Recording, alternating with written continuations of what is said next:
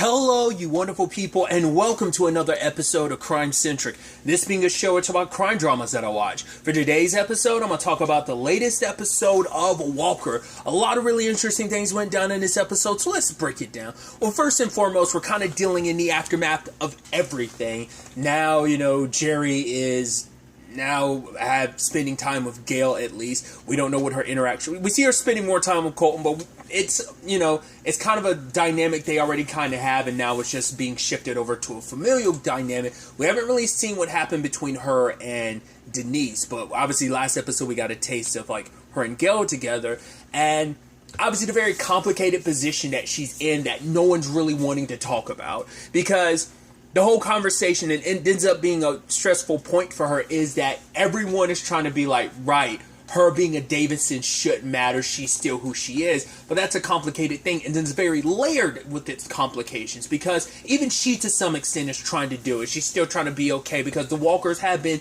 the family she's always known and cared about. Obviously learning the truth about her adopted father was a hard pill to swallow, but now the hardest pill to swallow is everything else, because she herself vilified Gail, looked at Gail as this villain, as this terrible person, and now she has this very defensive nature when it comes to Gail, because now she has a full story of like what Gail went through, and it's like, right, the warmth and lovingness that Gail can display. But that's the problem, is like, the show's also done a really good job of almost vilifying Gail, too, to make her seem like she's not the greatest person. And I think there is still truth to that.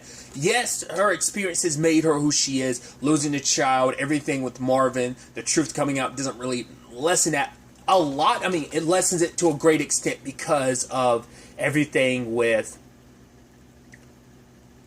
Jerry, but it doesn't alleviate the pain of knowing, wow, your husband lied to you and gave your other child away for adoption. Like, of course that's going to sting, and like, you died mourning this man who kept such a monumentous secret from you. And I think maybe in the end he was going to try and eventually rectify that the moment he made enough money to potentially, maybe eventually he would have told her the truth. The sad thing is, Marvin should have told Gail the truth. He owed that to her. He was doing what he was doing, trying to protect her, because I think it's just a situation of, once again, you already had to go through this with Denise about, a child with a heart condition, and didn't know what Jerry's circumstance was going to be, and he didn't want her to kind of go through that again, the toll it would take on her. And so probably once he found out, okay, Jerry's okay, everything's good, then I don't know if he would have eventually tried to reverse the adoption to try and get her back, or be at least in her life somewhat. But that's also the problem for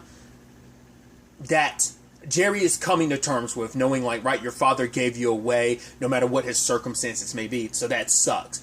And she understands to some extent why Abby did what she did, but she also asked Abby, if the situation were different, if you found out the child that Marvin gave away wasn't me, would you have even really ever said anything? Would you have felt...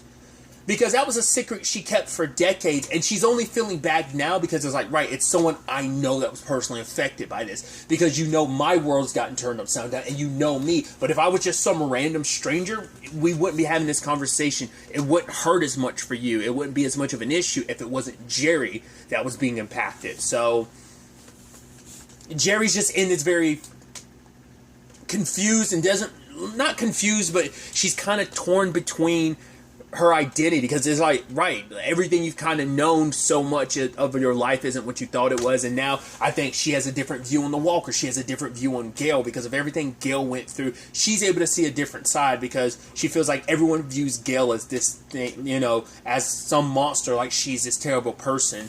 And then you add in the fact that, once again, the one who were kind of more in the wrong in this situation were the Walkers, because Abby should have never kept that secret. It's like, if you had told Gail the truth, then maybe, because Abby's saying right, Gail doesn't need anyone defending her, she can be vicious on her own, and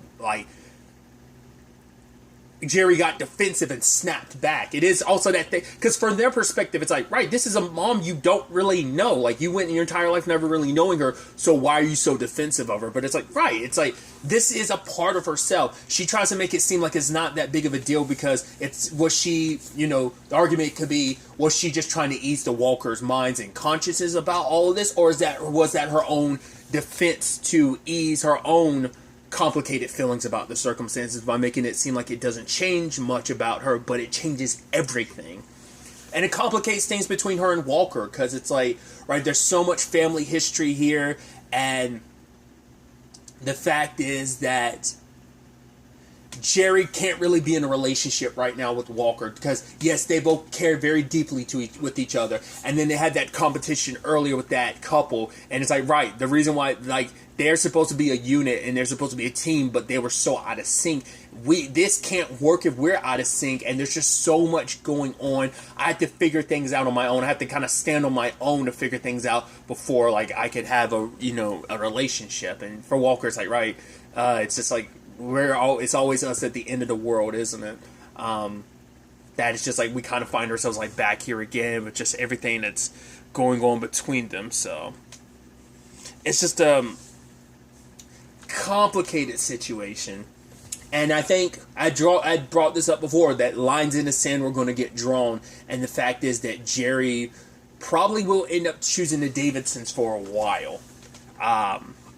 They are her family. They are blood. They're the family she's getting to know right now. So it changes everything, not just with the Davidsons, her view of them, the family, the part of herself she really never got to know. Because Abby's been sitting on those answers for so long. Yes, she didn't know about Jerry, but her secrets have caused no end of hurt and pain. And now that they've come to the surface, it's not like it made everything better. It's still like, wait, there was this wound here for decades that neither of us knew about, that Abby had the answers to some extent. Like, if, who knows what any of this, what things would have been like if Abby had, actually went to Gail all those years ago. But it's like, right, Gail was so cruel and everything, and even bringing up, like, she was going after Cordell, blaming him for Marv's death. It's like, that's also another wrinkle in this. Like, she was going hard in the paint. It's still a thing of, you should have told us back then when you knew. But it's also like, yeah, like, Gail can be vindictive. We've seen that. Once again, the show has painted her that way. But humans are complex. We've seen mainly the bad side of Gail. Because I think the show is leans more the Walker side of things, so you're more sympathetic. You've always chosen the Walkers in the beginning, and even though Cordell has tried to be the mediator, try to ease tensions between both families, I'm curious what things are like going forward now, not just because of the Jerry thing, but also the revelation that the Walkers, that Cordell had nothing to do with Marv's death, even though Gail blamed him for years. Like, is she going to apologize for that? Is there, like, where the things stand between him and Denise? Because the same thing that Denise was saying about her and Cordell, that they're just like, right, we just ended up filling the role of our families. I think the same thing's going to happen between Cordell and Jerry, that this family feud is going to lead to that. And I believe it's going to be the next generation of Colton and Stella that will bridge that gap, or at least maybe 2 generations of it, and maybe it starts at the bottom with those 3 being the youngest, the newest generation, and then it works its way up in the older generations to eventually heal wounds and mend fences between these families. We'll ultimately have to wait and see. I should also note, of course, they were going to, like, because when they mentioned the band, what was it, Kansas, and I was like, didn't necessarily hit until they start playing. I was like, okay, I see how this is. Damn you, Jared Padalecki. I was like, of course. I was like, of course they're going to play that song. Of course you're going to do that. That song will forever be associated with Supernatural for me. Once again, I've heard it outside of Supernatural context. In this season of Big Sky, it played in a section. I was like, it felt so weird because I always associate it with Supernatural. I mean, it's been a part of the show since season 1, since the beginning, so it's always going to be ingrained. Since I brought them up before, let's talk about the Colton and Stella thing.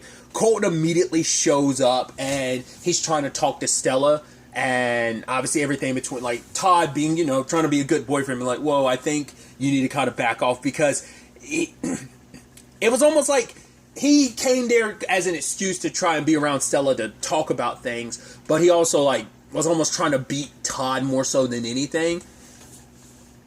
I mean, because he can't help feeling the way he feels. He still likes and cares about Stella, and he's just sorry that things played out the way they did. Because he's like, right, I didn't know my family like was going to do what they did. Because at the time he was talking to Daniel, not last episode, but the episode before last was episode 11. No, 12. He was saying, his dad asked him, like, oh, well, is everything okay between you and Stella? And he's like, it doesn't matter. Because at that time, he was just so focused on, like, right, there was issues between them, and it's like, right, the lines had been drawn. Each one had to kind of choose their family side. And he's like, at the time, he's like, I didn't really think they'd be serious about it. It's like, I think at the time, he didn't really care. He chose his family side, and he didn't really think about the ramifications of what that meant, that Stella would lose her home. Because it isn't just a home, like, the ranch hand, the animals, like, that's been a part of their lives for so long. And even the conversation that Walker has with her and August about what are you, like, trying to find a place that could be their own. Like, give me some ideas about what you want, and we can try and find a more permanent home that kind of fits that. And especially because it's still a fresh enough wound, considering, right, they literally just moved out. And that's the thing everyone's adjusting to, whether it's Liam, Bonham, or even Abby, But Stella had to like hit Colton with the whole right. What did you think was going to happen? Like, at any point in time, did you or the rest of your family kind of look at us as, you so busy looking at us as like, oh, the Walkers as the enemies, you didn't think about us as individual people, as we are just people. We're more than just like the family feud that exists. We're people too. And so talking and getting some advice from his aunt, his new aunt, newly discovered aunt, he ends up, she gives him the advice to tell Stella that he understands now what she's going through, what she lost. And now it has that perspective. It never really dawned on him. And now he's like, right, here's your mom's necklace. I found it. It must have gotten lost during the move. And I'm sure for Stella, it's like, wow, I can't believe I lost it and didn't even realize it. For him, he even opens up about the song, the lyrics, that coming to Austin, he just wanted a fresh start.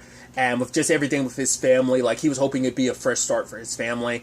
And it's the time he spent with Stella, like those good days, like it felt so good. It kind of, she made everything kind of better.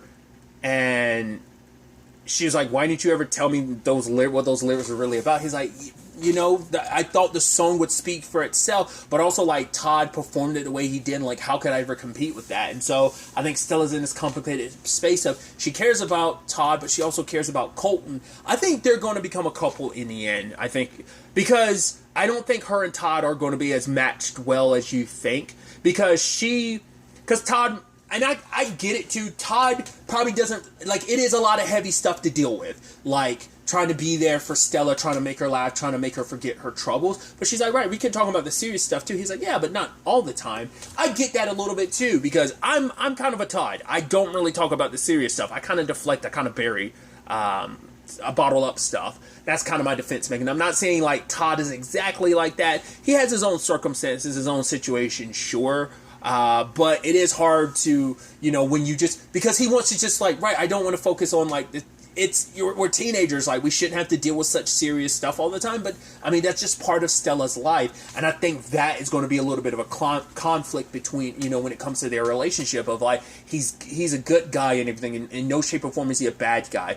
But it's complicated because at the end of the day, this is her life, drama and complications and all, and if she can't open up and talk to Todd about some of the serious stuff without him, just either listening or not trying to, make her feel better, like some of that, like, I think they're just not going to be congruent with each other, I think, and that's going to lead to some complications. So we'll ultimately have to wait and see where things go from there. It's getting a little young love triangle situation going on there, so. But another angle to this episode is Cassie James and Trey the introductions are happening, and she's like, wait, what's going on here? And I was like, oh, so they haven't informed you about who Trey was to Walker's previous partner and everything, which Trey eventually explains that later on. But Cassie felt like, right, you guys were like talking behind my back, so she was a little pissed off behind, because I think she already kind of had to deal with that a little bit back in Houston about this whole situation, because the only person she really could open up with was like, obviously your partner isn't just your partner, and like they're not just your partner in when it comes to work. You clock in, you clock, even when you clock out, your partner's still your friend. They're like family, like Mickey is to Walker and Miles is to Cassie. So,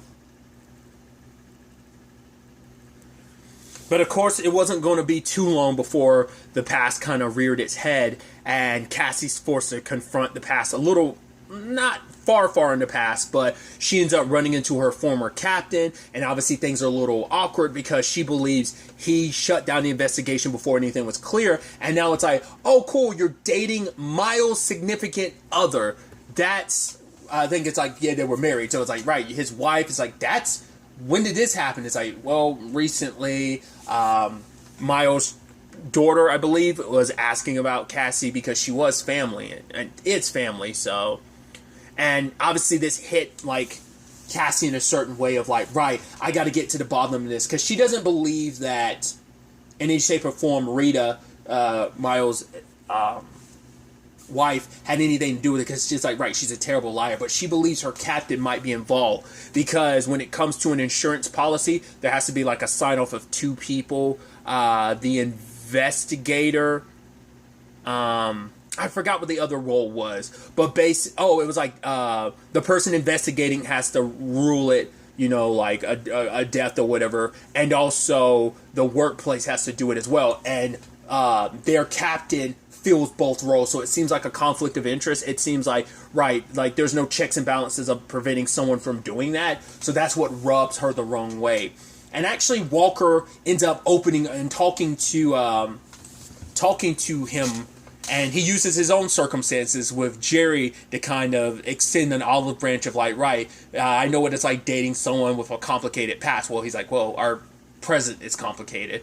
And so the captain opens up of like, right, the reason why I signed off on all that is because Rita needed the help. The mortgage, she had a daughter to take care of, debts were piling up, she needed the money, I did what I could to help her. And obviously before even getting all the facts, because she thought she already knew everything in her head, that Cassie confronted Rita and was like, I can't believe you did us all for money. And so Rita's like, right, tell her the truth. It turns out there was more to the investigation than she was ever let know, because a lot of the files were restricted and she never got full access to them. Like, that just made her think even more so, like, right, I'm being kept out of the dark of my partner's investigation and being considered a conflict of interest, which I think that's also why Cassie was like, right, that seems even more asinine and BS even more so now that Rita and him are dating. But he tells her that there was no blood found at the crime scene, only the 2 bullets, but a witness came forward that they're saying that there was Miles was put in a van, they shot him twice, and so Rita's accepted the fact is that he's dead, but also she needed the money to look after her family, to keep everything afloat. And so she asked him to do it, because for them it's like he's like, at first I stuck around, it was just a situation of, yeah, there was always kind of something, but it was just, hey, I'm checking in on you. But then eventually it got to the point where it's like, hey, I'm making excuses to come around more and more. So now Cassie has to deal with the fact is like, right, there was more to this investigation. He's like, I wanted to make things easier on you, so I thought this would allow you to have some peace, which I'm like, the moment she started pushing back, I feel like that should have been the moment you should have told her the truth, because she had every right to know the truth. And, and that's the thing. That ends up being the ugly aspect of, not the ugly aspect, but the complicated aspect all across the board in this episode, whether it's Cassie, whether it's Jerry, that every person deserves to know the truth, no matter how ugly and complicated it might be. because it's up to every individual to decide. It might be a hard pill to swallow, but everyone deserves the right to have the truth, and they're the ones that should be allowed to decide what to do with that truth. And and Cassie kind of went off on Rita like this, not knowing everything, and she's like, "I'm sorry, I had no idea." So it seems like this entire time she's been investigating something that was kind of a little more open and shut, but in her defense, they kept her in the dark about it. It's like, she's like, I kept investigating when no one else wanted to, and her former captain, saying like, right, it was just because I'm trying to protect you. I thought if you didn't know the more bad details of it, it would give you an opportunity to move forward. I didn't know you would still be so hung up on it. It's like, in retrospect, though, it's like, yeah, it seemed like a lame excuse on his part, but we'll see. Cassie's obviously kind of drinking her problems a little bit of a way at the end there, just because of realization of like, right, I was under the belief the entire time I thought I was right, and it turns out, wait, Miles might actually be dead. And so her and Trey end up talking it out, and he explains the circumstances of like, right, him and Mickey, and she's actually doing some tarot card reading for him, and it's like the moment the death card pops up, I'm like, ugh! But she's like, no, I think that like the cards, they weren't your cards, they were mine. She's like, and it's just the realization, like, man, Miles might actually be dead, and all this. But the moment they're there together, I'm like, are we gonna set up a Trey and Cassie situation? I don't know if he'd be too quick to jump into a relationship with another Ranger, but it might be a situation of maybe it just accidentally happens that way, or maybe it is just a thing of like, no, it isn't a relationship. Like, maybe it won't be an intimate relationship, but it might be part of like that friend/family circle getting bigger, and that with their respective situations that Trey and Cassie might be there to kind of help each other take the steps necessary to move forward and heal. Now, whether that ends up in a romantic relationship between them, I don't know. I feel like I felt those vibes, but that could just be me reading too much into it. So we'll see where things kind of go from there.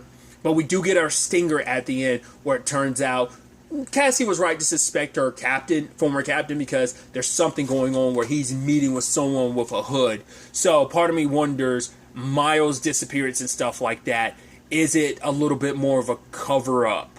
Like, either he's responsible, he is working with the person who made Miles disappear, or maybe Miles disappeared for a particular reason. Is he actually the person in a black hood that he's trying to hide? Or, well, if that, like, it seems like a trailer out, I guess, like, just in case anyone stopped by, he'd have it on just to stay hidden. Or is it that Miles actually isn't dead, he's actually being held captive somewhere, and that person is the one who kidnapped him but didn't kill him, probably shot him, but he's still alive, and they're probably just like trying to pump him for information or something, or there's something going on. I'm leaning more towards that, because like I said, for a second I'm about to say, like, I don't think that would be Miles in the black hood, but I could be mistaken. So, but I'm leaning more towards they probably have Miles kept somewhere, and they have him locked up, and they're pumping him for information, but he won't break. I don't know. Or maybe that was the purpose of it, but things went sideways, and he actually did die, and now they're just doing everything they can to cover their tracks. We'll ultimately have to wait and see, but it definitely seems like something Rita isn't a part of, but she isn't aware of all the shadiness that's going on, so it's definitely going to be interesting to see how that storyline advances, how things between Cordell and Jerry plays out, obviously everything with the Davidsons going forward. We'll ultimately have to wait and see what happens in the next episode. But really, that's all I'm going to talk about. To the next time we meet, be happy, be safe, live life to the fullest, and enjoy it. Good day, and goodbye.